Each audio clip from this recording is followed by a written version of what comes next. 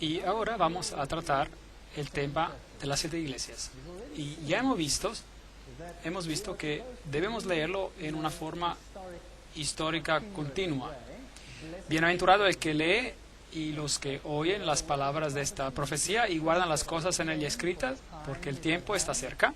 Apocalipsis 1:3. El tiempo es, por cada periodo en la historia había un tiempo presente. El tiempo está cerca. Y por supuesto, particularmente en nuestro tiempo. Estando yo en el Espíritu en el día del Señor, oí detrás de mí una gran voz como de trompeta. Y luego, mirados al gran Epanados, el paralelismo de Apocalipsis 1, que nos dice que Jesús es el centro de todo libro, de toda la Biblia. Él es el gran yo soy. Vimos como en el libro de Génesis el hombre perdió acceso al árbol de la vida, la muerte entró, él tenía que ganar su pan, perdió su dominio y se volvió desnudo y fue separado de Dios. Y vimos también en el primer capítulo cómo iba a llegar una restauración que vendría para otorgarle el acceso al árbol de la vida, victoria sobre la muerte, el maná escondido. Jesús es el que acabaría con esta hambre espiritual para siempre. El dominio se restauraría, las ropas blancas, y ya no iba a haber separación de Dios.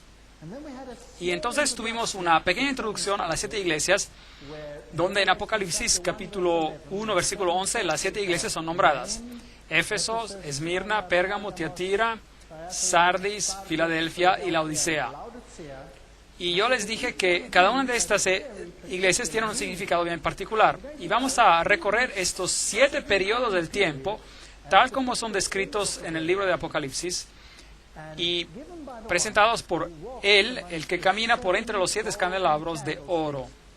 Así que tenemos un periodo de tiempo en el ministerio de Cristo, cuando Él está adentro del templo, oficiando en el primer cuarto, el lugar santo. No estamos hablando de escatología, es decir, de los eventos que suceden justo al final del tiempo, sino que tenemos un recorrido seguido a través de la historia, porque Él está en medio de los 7 candelabros, uno como el Hijo del Hombre. Y ahora también vimos en el primer capítulo, brevemente, que las 7 iglesias representan la antigua ruta postal, empezando por Éfeso, yendo a Esmirna, Pérgamo, Tiatira, Sardis, Filadelfia y Laodicea. No es sorprendente que esa sea la secuencia en la cual ocurren las iglesias y la manera en que la ruta postal estaba tratada. Y también es la secuencia en la cual son mencionadas. Dios es verdaderamente asombroso. Escribe pues las cosas que has visto, luego la aplicación del tiempo, las cosas que son y las cosas que han de ser después de estas, la aplicación al futuro. Respeto al misterio de las 7 estrellas que has visto en mi diestra y de los 7 candelabros de oro.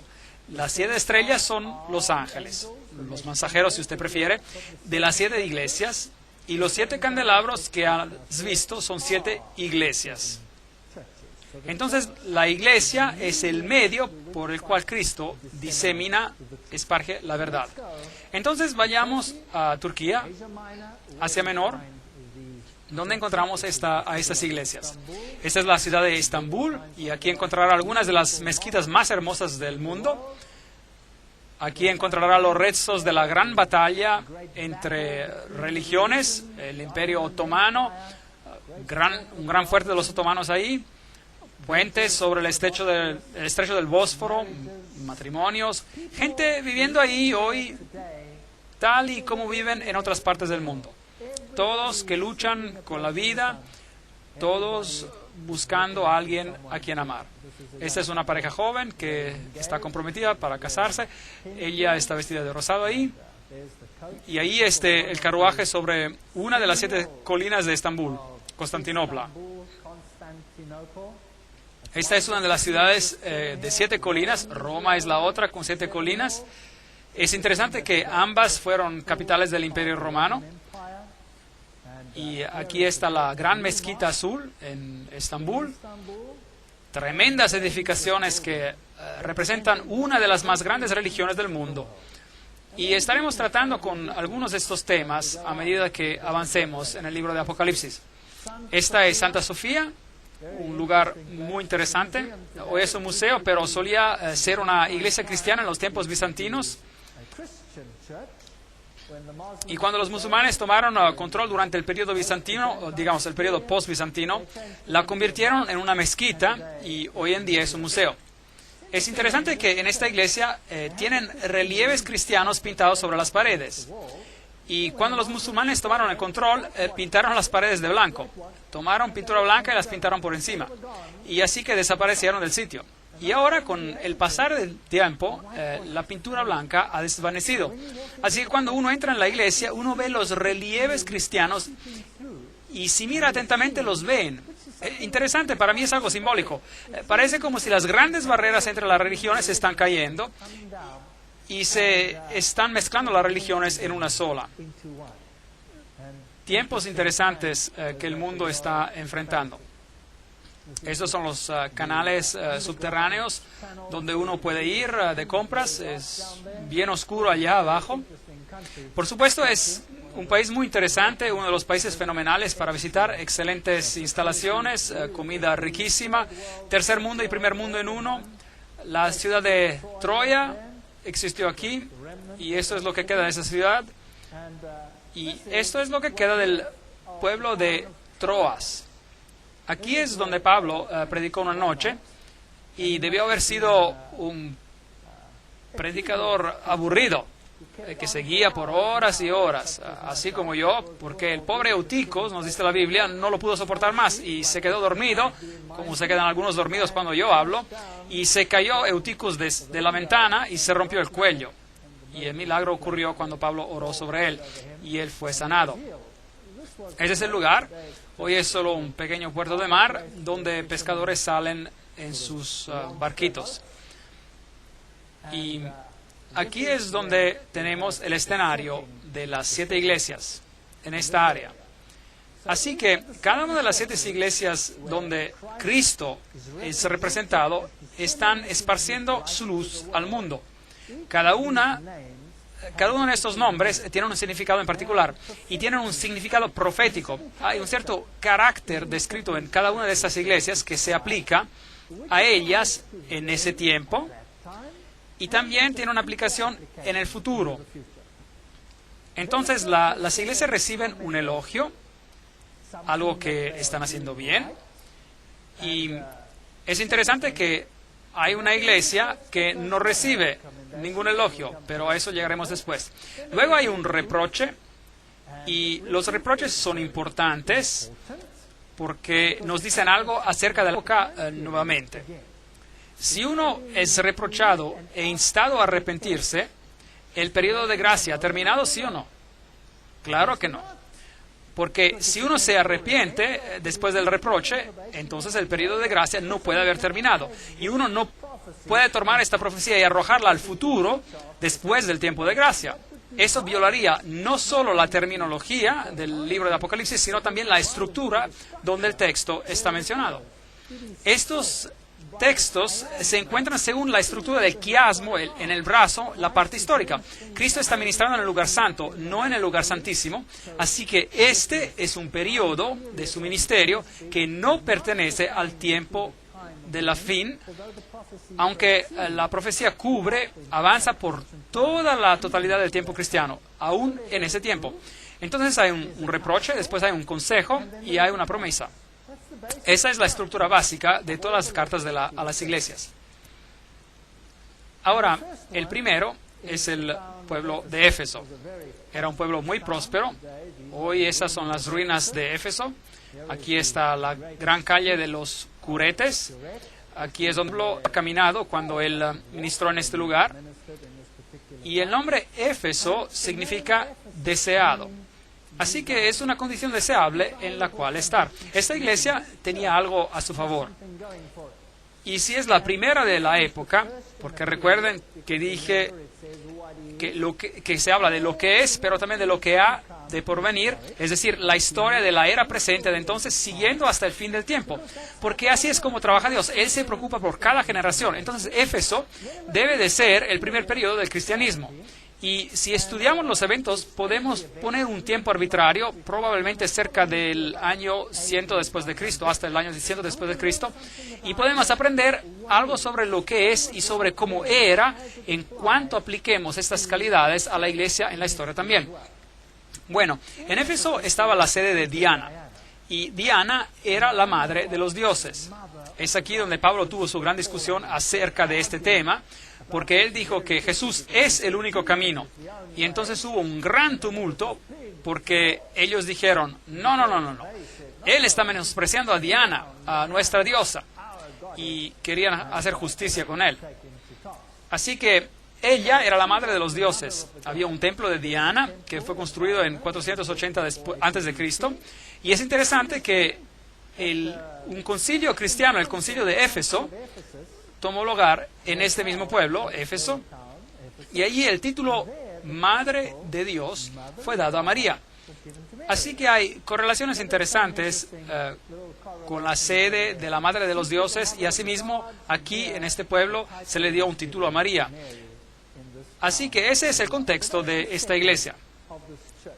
Leamos la carta a la iglesia. Apocalipsis capítulo 2, versículos 1 a 3. Escribe al ángel de la iglesia en Éfeso: el que tiene las 7 estrellas en su diestra, el que camina en medio de los 7 candelabros de oro. Y ya hemos hablado sobre ese texto. Yo conozco tus obras, tu arduo trabajo y tu perseverancia, y que no puedes soportar a los malos. Este es el elogio. Así que Jesús les está diciendo, puedo ver lo que están haciendo, me alegra lo que están haciendo, y saben distinguir entre el bien y el mal. Y has probado a los que se dicen ser apóstoles. Sí, así que aún en ese tiempo había algunos que estaban tratando de engañar, ¿sí o no? Pero ellos los probaron, y fue ese el estándar por el cual distinguieron si estaban del lado bueno o del lado malo. ¿Cuál fue? Tiene que ser la palabra de Dios. Ese es el estándar. Y dice, y has probado a los que dicen de ser apóstoles y no lo son. Así que había engañadores y mentirosos en la iglesia primitiva, y lo veremos en las conferencias que siguen también. Y los has hallado mentirosos. ¿Cómo los halla mentirosos? ¿Cuál estándar utilizas para encontrar los mentirosos? ¿Los sentimientos? ¿O debe haber algo sobre cuál basarlo? Seguro que debe haber algo sobre cuál basarlo. La palabra de Dios. Y has sufrido, has sido perseverante, has trabajado arduamente por amor de mi nombre y no has desmayado. Ese es un buen elogio para la iglesia de Éfeso. Todavía mantienen su integridad. Pero hay un reproche. Pero tengo contra ti que has dejado tu primer amor. Así que esa primera llama que tenía la iglesia, esa llama que uno siente cuando se convierte y uno corre para esparcir el mensaje, se habían enfriado un poco. Recuerda, por lo tanto, de dónde has caído, arrepiéntete, da la vuelta, es decir, y haz las primeras obras. Entonces, habían llegado a un estado de autocomplacencia hasta cierto punto, pero ellos sabían distinguir lo correcto de lo incorrecto. Eso es bueno. Ellos trabajaban y laboraban para Dios, y eso era bueno. Pero ese primer entusiasmo había disminuido un poco. Pues, si no te arrepentieres, pronto vendré a ti y quitaré tu candelabro de su lugar. De modo que aquí había un periodo del tiempo en el cual, si una iglesia no vivía de acuerdo a la verdad que poseía entonces, ¿qué haría Dios? Les quitaría el candelabro y se lo daría a alguien más. Un punto muy importante. Así que en esta época todavía estamos tratando con el hecho de que si uno no vivía de acuerdo a la luz que tenía, Dios eventualmente tomaría esa luz y se la daría a alguien más para que la llevara. Pero tienes esto, que aborreces. Eso es extraño. Dios aborrece, odia algo y los encomienda por odiar, aborrecer algo aquí. Que aborreces las obras de los nicolaitas, las cuales yo también aborrezco. Recuerden, este punto es muy importante. Dios odia, aborrece a los hechos, lo que la gente hace. Aborrece, odia él a la gente, no, porque de tal manera amó Dios al mundo que ha dado a su Hijo unigénito para que todo aquel que cree en él no se pierda, sino que tenga la vida eterna. Dios ama a las personas, pero odia los sistemas falsos de adoración. ¿Podemos entender claramente este punto esta noche? Porque vamos a hablar de ciertos asuntos bien importantes y no quiero que tengan la impresión que estoy hablando en contra de gente. Estoy hablando acerca de sistemas. ¿Entendemos eso? Si un sistema no enseña la verdad, sino que propaga cosas erróneas, error, entonces Dios odia a ese sistema, ¿sí o no? Sí, Él ama la verdad y odia, aborrece el error. Él ama a toda la gente a pesar de sus errores y sus fallas. Aún antes de que supiéramos que Él existiera, Él estuvo dispuesto a morir por nosotros, ¿cierto? No debemos olvidarnos de esto, nunca. Así que ellos tienen algo a su favor, y es que odian a las obras de los nicolaitas, los cuales Dios también odia también las obras. Entonces la iglesia primitiva tenía el discernimiento para odiar a los nicolaitas. ¿Quiénes eran ellos? ¿Quiénes eran? Nicolaos, nicolaitas, Nicolás. Ellos eran un grupo que enseñaba, era una secta agnóstica, que enseñaba que la ley de Dios no se aplicaba al hombre carnal porque el hombre era carne y espíritu. Por lo tanto, lo que el hombre hacía en su carne no se aplicaba a su espiritualidad. Es una forma común de pensar hoy también.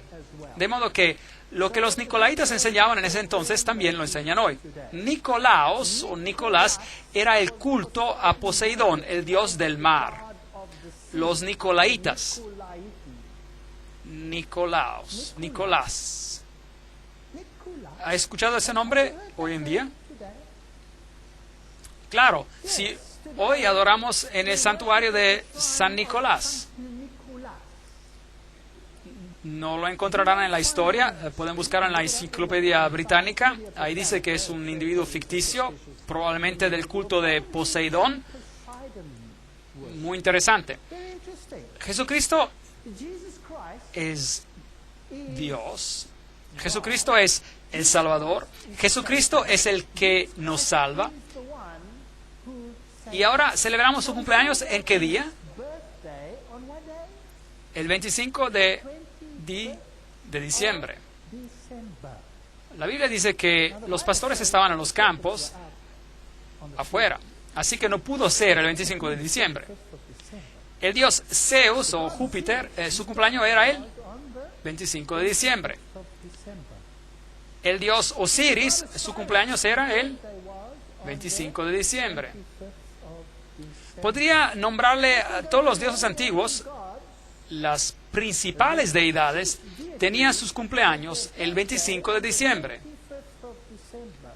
Ahora, si la Navidad, Christmas en inglés, es decir, que significa la misa de Cristo en inglés, era realmente la fecha del nacimiento de Cristo, entonces, ¿por qué celebramos a Nicolás en ese día particular? ¿No es interesante? Y luego se les pide a los niños que pregunten a quién para sus regalos. En las religiones nórdicas, a Nicolás, y él viaja por el cielo justo como los dioses antiguos viajaban por el cielo el 25 de diciembre en un carruaje. Y si era Zeus o Júpiter, era jalado por un macho cabrío. Pero si era un dios nórdico, y nosotros, es decir, los anglosajones, tenemos una religión nórdica, porque de allá es donde venimos de los godos, del pueblo godo, entonces el dios era jalado por renos. Y él podía discernir lo bueno y lo malo, era eterno, vivía por siempre, y cada año sabía cuál niño era bueno y cuál niño no. Entregaba los regalos y él se iba, todo eso en el 25 de diciembre. Y los niños hoy se olvidan de Jesucristo y dicen, Papá Noel. ¿Eso es bueno o malo? Entonces, lo que estamos celebrando es el día de Nicolás, y amamos a los nicolaitas. Pero la iglesia primitiva los odiaba. No odiaba a los individuos, pero al sistema. Al vencedor le daré a comer del árbol de la vida que está en el medio del paraíso de Dios. Apocalipsis 2, 4 a 6. Hoy Cristo está siendo suplantado por el sistema en forma sutil, pero es peor de lo que parece. Aquí está la calle de los Curetes, y aquí es donde Pablo debió haber caminado. Aquí es donde se encontraron las estatuas de los personajes prominentes del pueblo, y cada uno tenía una cabeza, y si uno tenía mucho dinero, uno contrataba a un escultor para que le hiciera una cabeza y la pusiera allí. Y uno pagaba alquiler como uno paga por el teléfono, la casa o algo así. Y si uno se le acababa el dinero o dejaba de pagar, pues tumbaban la cabeza y ponían la de alguien más, alguien que pudiera pagar el alquiler. Así que cuando uno caminaba por allá, uno estaba en toda su gloria si uno podía pagar el alquiler. Aquí había un templo al emperador de Traiano. Templos como este eran, por supuesto, dedicados a muchos dioses, y el emperador romano era, por supuesto, una deidad, el emperador romano, y era la reencarnación del dios del sol. La alcaldía, tal como era, hermosa biblioteca en Éfeso, y el templo de Domiciano, otro culto a un emperador, otra sección del templo. Y entonces, por supuesto, que tenemos los personajes escolásticos de la antigüedad, y después la iglesia bizantina dejó su rastro aquí. Y si le gusta la plomería, la tubería eran buenas. Esos tubos duraron todo este tiempo. Ese era el baño público, y abajo había un río para que todo fuera transportado lejos inmediatamente. Nada ha cambiado. Nosotros también tenemos un río, solo jalamos una canalita para que fluya. Y uno se sentaba allí y podía hablar con el vecino acerca de todo lo que estaba pasando en su vida. Aquí estaban los baños escolásticos, la diosa Artemisa, que tenía muchos pechos para alimentar a las naciones. Y este era el anfiteatro donde tomó lugar todo el tumulto cuando el platero, que era responsable de hacer todas las estatuas de Diana, se enfadó muchísimo cuando Pablo predicó un dios diferente. Y la historia dice que Pablo se escapó de aquí, de Éfesos. Así que esta era la iglesia primitiva, digna de elogio. Se aferró al camino, tenía discernimiento entre el bien y el mal, no permitía infiltración del paganismo dentro de la iglesia. Ellos discernían entre lo incorrecto y lo correcto. Jesús era el centro de su religión. Estaban un poquito satisfechos consigo mismos, pero aparte de eso estaban bastante bien. El primer tiempo de la historia cristiana tenía estas mismas características. Éfeso era un puerto, y hoy ya no hay puerto. De hecho, el mar está a muchos kilómetros de distancia. Ha sido llenado de cieno. Aproximadamente en el año 800 después de Cristo dejó de ser un puerto Éfeso. Este hecho es interesante en términos de tiempo y de secuencias de evolución. Hoy en Éfeso uno puede ver que Roma ha levantado esta estructura la cual fue aparentemente vista en una visión como el lugar donde vivió María, porque Juan vivió en Éfeso. Y Jesús dijo a Juan: he ahí a tu madre, y él recibió a María en su casa en Éfeso. Pero esto ha sido determinado como, de hecho, falso. Pero de todas formas, aquí es donde muchos vienen a adorar a los pies de María. Todas las religiones vienen aquí. Católicos, peregrinaciones de protestantes, aún hasta naciones islámicas vienen a este lugar en particular. Bueno, el próximo periodo de tiempo es Esmirna. Desde el año 100 después de Cristo, probablemente hasta el año 313 después de Cristo, porque este fue un tiempo de tremenda persecución. La palabra mirra está escondida en la palabra Esmirna y significa aroma dulce, un aroma de sacrificio. Y si uno considera la ciudad misma, había un santuario a la diosa Némesis. Policarpo fue su primer ministro y fue martirizado. Interesante. Y en esta representación vemos los 10 días de persecución. La Biblia dice que hay que tomar un día como un año, por un año en profecía. Y hubo un periodo en la historia de la iglesia primitiva cuando fueron perseguidos muchísimo por alrededor de 10 años. La respuesta es sí. Hubo un emperador por el nombre de Dioclesio y él decretó un periodo de persecución el cual fue muy intenso y terminó en el año 313 después de Cristo. O sea, desde el año 303 hasta el año 303, cuando Constantino revistió su paganismo de cristianismo. Y el cristianismo se convirtió en la religión oficial del imperio. Entonces, leamos lo que dice aquí acerca de esta iglesia en particular. Escribe al ángel de la iglesia de Esmirna, el primero y el postrero, el que estuvo muerto y vivió.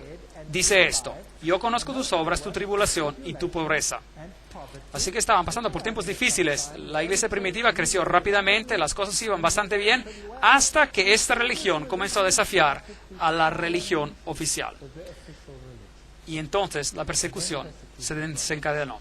Y tan pronto que uno desafía a los paradigmas del mundo, hay persecución. Yo conozco tus obras, tu tribulación, tu pobreza, aunque eres rico. Y la blasfemia de los que dicen ser judíos, es decir, cristianos. En la iglesia primitiva se usaban las palabras cristiano y judío intercambiadamente. Y ellos no lo son, sino que son sinagoga de Satanás.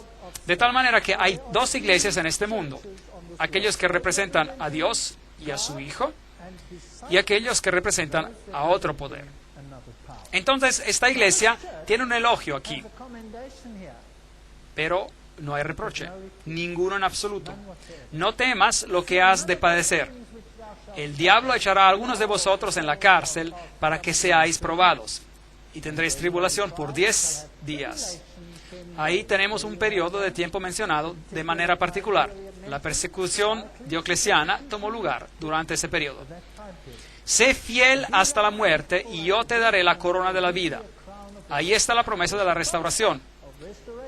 El que tiene oído, oiga lo que el Espíritu dice a las iglesias. El vencedor no sufrirá daño de la segunda muerte. Interesante teología que vamos a tratar en conferencias siguientes. Apocalipsis 2, 10 a 11. Así que aquí está una iglesia que no tiene reproche. Es una de las únicas dos iglesias entre las 7 que no tiene reproche, solo un elogio.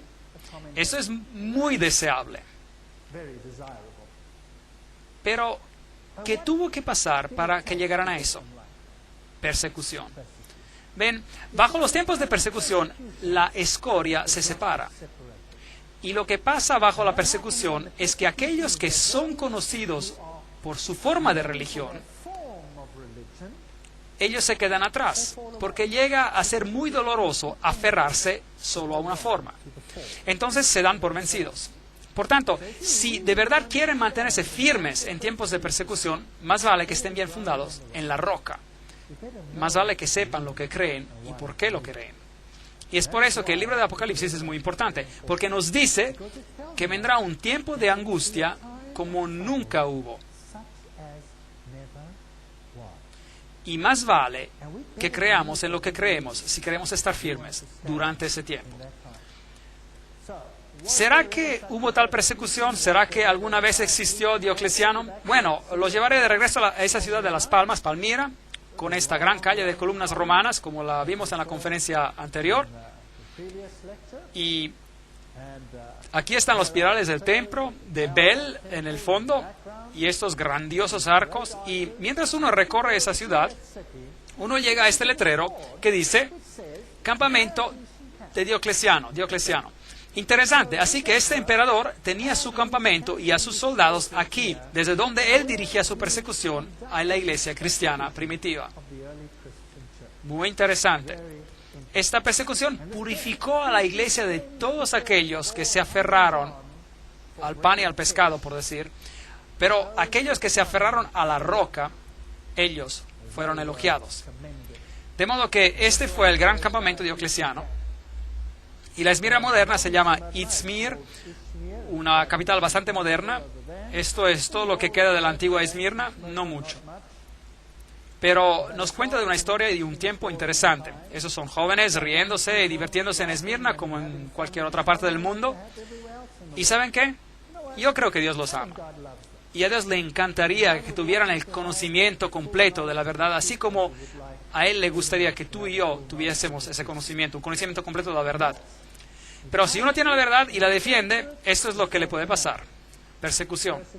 Este es el Coliseo donde fueron perseguidos, donde Nerón quemaba a los cristianos, los usaba como antorchas humanas, se los daba a comer a los leones. Gran sufrimiento y muerte ocurrieron aquí, mientras la gente fue aniquilada a causa del odio entre las naciones, entre las religiones.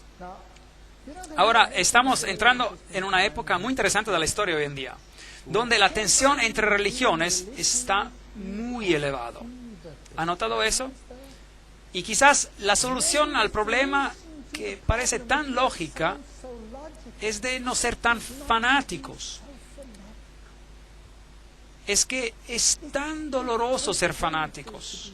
¿Por qué no llegar a un acuerdo para que todos llevemos bien? Comprometer un poco solo. Es verdad.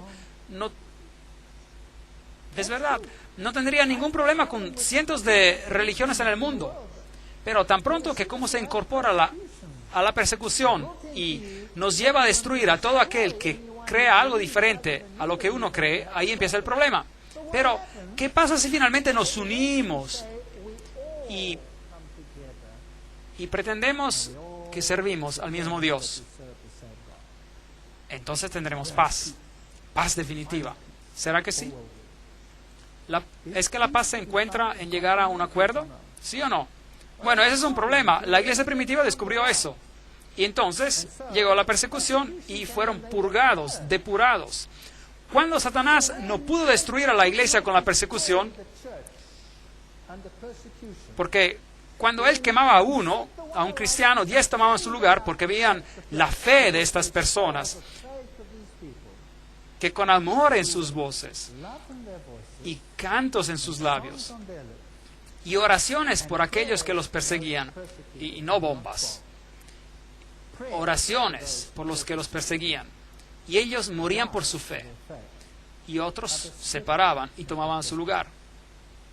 Y si eso no le funcionó a Satanás, ¿qué intentó después? Pues, ¿qué tal usar las tácticas de Balaam? Es que Balaam trató de maldecir al pueblo de Dios. Balak quería maldecirlos porque eran una amenaza para él. Pero cada vez que trataba de maldecirlos Balaam, ¿qué pasaba? Una bendición salía de su boca. Un gran problema, un gran problema. Aquí estaban los hijos de Israel y este profeta Balaam se le ofreció un montón de dinero para que los maldijera, pero no funcionaba. Así que inventó un plan. Y dijo, ¿saben qué? Si conseguimos de que pequen contra Dios, entonces la protección de Dios será levantada. Y ahí sí que los tenemos en nuestras manos. Entonces vamos a tratar de hacerlos pecar. Y ya sé qué haremos. Realizaremos un festival y tendremos una fiesta.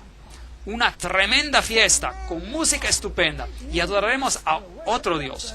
Y las hermosas mujeres se pueden poner sus minifaldas solo por esa noche y mostrar un poco las piernas. Y eso es lo que hicieron. ¿Y qué hicieron los israelitas? Bueno, pues habían estado marchando por el desierto y sus lenguas estaban resecas y miraron esto y dijeron, increíble, y se dieron. ¿Y qué pasó? Una terrible plaga sobrevino sobre Israel.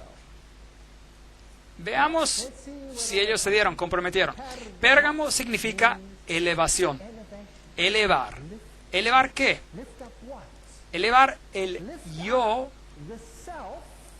sobre lo divino. Hemos escuchado hoy en día acerca del yo cuando prendemos la televisión. No escuchamos que tenemos que encontrar nuestra fuerza ¿dónde? Adentro. Y que uno tiene que cambiarse desde adentro. Y que uno tiene que hacer todo esto por sí mismo. Que esa es la nueva forma de salvación. Pérgamo, elevar los caminos del hombre por encima de los caminos de Dios. Y eso es idolatría.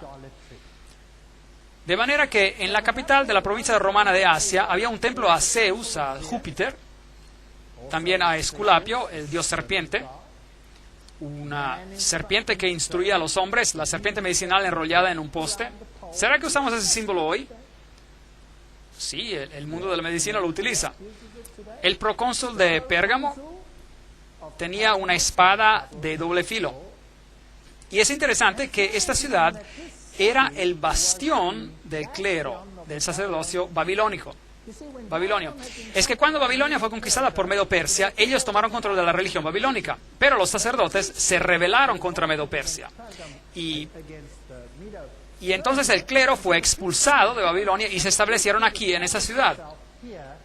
Así que aquí estaba el clero babilonio oficial con sus raíces antiguas. Interesante.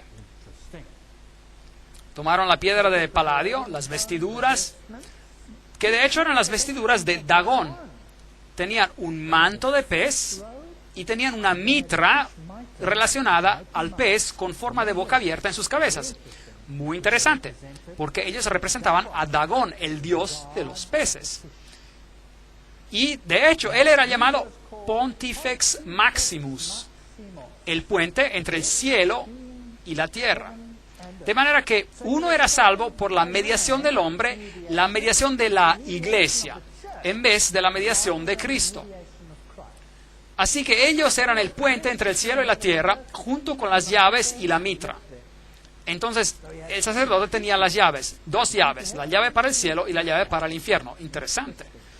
Y ellos eran llamados los reyes pontífices de Pérgamo. Y el último fue Átalo, el tercero, antes de que esta región se convirtiera al cristianismo. Así que Átalo III, cuando se dio cuenta de que Roma los iba a conquistar a la fuerza, se dio su título al emperador romano. Por lo tanto, que cuando uno va a Roma hoy, ustedes pueden ver detrás de los emperadores romanos las letras PM, Pontifex Maximus, el constructor de puentes. Y los emperadores romanos, como vimos antes, eran dioses. Así que uno podía orar a ellos. Eran los que abrían las puertas del cielo para el hombre. Ahora bien, es interesante que esas mismas letras, PM, no solo se encuentran detrás de los nombres de los emperadores romanos, sino también detrás de los nombres de ¿quiénes? De los papas. Se encuentran las letras PM, Pontifex Maximus. Entonces este título se le atribuyó a través de la historia a los emperadores romanos y finalmente a los pontífices de Roma, quienes, por cierto, también tienen las dos llaves, a las cuales se refieren como las llaves de ¿quién? De Pedro. Y ellos también tienen las mismas vestiduras, con la mitra, que representa a Dagón. ¿Y cómo fue que todo eso llegó a la iglesia cristiana? Ahora bien, en el año 378, después de Cristo, el emperador Cristiano Graciano rechazó el título. Por lo tanto, que aquí estaban los emperadores romanos y de repente uno dijo, yo no quiero ese título. Entonces se quedó sin dueño el título hasta que fue agarrado por Damasco, obispo de Roma. Y así es como el título llegó a ser parte integral del pontificado romano. Entonces, hoy todavía existe ese título. Pero, ¿qué fue lo que pasó aquí en Pérgamo?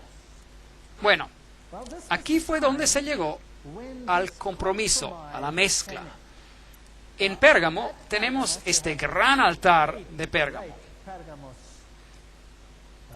el cual era, por supuesto, un altar a los dioses, para todos los dioses del panteón. Una tremenda batalla está representada aquí entre las fuerzas del mal y del bien. Y Apocalipsis 2, 12 a 14 nos dice, escribe al ángel de la iglesia de Pérgamo, el que tiene la espada aguda de 2 filos. Y esa es la palabra de Dios. Jesús está escribiendo acerca de la palabra de Dios. Y aquí vemos a otro que también tiene una espada. Pero él es un mediador terrenal. Yo conozco tus obras y dónde habitas. Recuerden que él, Jesús, le está hablando a sus miembros, a su iglesia. ¿Y ellos están viviendo dónde? ¿Dónde está el trono de Satanás? Increíble. De manera que ese sacerdocio, que supuestamente es otro Babel, portal a Dios, es una abominación de Satanás. Es la sede de Satanás, donde está el trono de Satanás. Pero retienes mi nombre. O sea que esta iglesia seguía aferrándose a la verdad, a pesar de esas circunstancias. Y no has negado mi fe, ni aún en los días de Antipas, un nombre muy interesante, Antipas. Mi testigo fiel fue muerto entre vosotros, donde había Satanás. La segunda vez que se menciona esto. Entonces aquí vemos a alguien que prefirió morir en vez de negar su fe.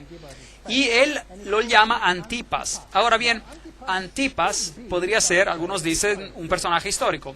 Y algunos dicen que fue este o aquel, o otra persona, un pastor de esa iglesia que fue fiel en ese tiempo, etc. Pero la palabra Antipas también significa antipontífice. Así que el nombre podía tener un sentido espiritual y simbolizar a ese individuo que afirmaba ser el que mediaba entre Dios y el hombre, de tal forma que la mediación se había movido de Dios y Cristo al hombre, y esto era un problema. Y la gente fue elogiada por ser como Antipas. Pero tengo unas cosas contra ti. Aquí está el reproche. Que tienes ahí a los que retienen la doctrina de Balaam. Aquí está. Que enseñaba a Balac a poner tropiezo ante los hijos de Israel y a comer de cosas sacrificadas a los ídolos y a cometer fornicación. Así que algo había entrado a hurtadillas adentro de la iglesia, porque hay algunos que siguen la doctrina de Balaam. Y hemos hablado de la doctrina de Balaam, ¿qué era? Hacerlos comprometer, mezclar, hacer que pecaran, instarlos a que rompieran a la ley de Dios. Y ahí sí que los tendremos bajo control. Así que aquí hay un compromiso en el cual una doctrina está siendo enseñada, la cual guiará a la gente en el camino equivocado y empezarán a servir a otros dioses. Y eso es justamente lo que va a pasar a la iglesia cristiana. Dios advierte aquí, tengan cuidado. Y miren, compromiso. Las concesiones ocurrieron a causa de Constantino. Constantino dijo, casemos a las iglesias. No tengamos esta constante batalla entre el cristianismo y el paganismo. Casémoslas. Así que emitió un medallón en el cual de un lado él sirve a Jesucristo y en el otro tiene a sus deidades paganas. Pero él tenía un problema. Constantino, el emperador, tenía un problema. ¿Y saben cuál era? La palabra de Dios. Constantino tenía un problema con la palabra de Dios, porque la palabra de Dios cortaba como una espada a doble filo. Y entonces, ¿qué hizo? Dijo, lleguemos a un acuerdo, un compromiso. Voy a dar una conferencia completa de este tema. Entonces consiguió que su sacerdote, llamado Eusebio, que él reescribiera porciones de la Biblia. Y mandó hacer 50 copias. Y fueron escritas de tal forma que Jesucristo fuera menos de lo que es, para que pudiese haber un matrimonio entre las religiones. Y Zoroastro, por ejemplo, pudiera aparecer igual junto a Jesucristo, y Zeus Júpiter pudiera estar igual junto con Jesucristo, y Apolo pudiera aparecer igual junto a Jesucristo, y todo estaría de maravilla. se podían adorar todos. Y fue un documento ecuménico que él comisionó. Entonces introdujo a un acuerdo, a un compromiso, y Jesús tuvo que rebajarse y la obediencia a Dios fue reemplazada por la obediencia al hombre. El problema, la doctrina de Balaam. Y también tienen a los que retienen la doctrina de los nicolaitas. Primero odiaban la doctrina de los nicolaitas y ahora se aferran a la doctrina. Por tanto, arrepiéntete, pues si no, vendré pronto hasta ti y pelearé contra ellos con la espada de mi boca. El que tiene oído, oiga lo que el Espíritu dice a las iglesias. Al vencedor le daré de comer del maná escondido y le daré una piedrecita blanca y en la piedrecita un nombre nuevo escrito, el cual nadie conoce sino el que lo recibe. Las concesiones, el compromiso, es el mal más grande de todos porque es tan engañoso, tan engañoso.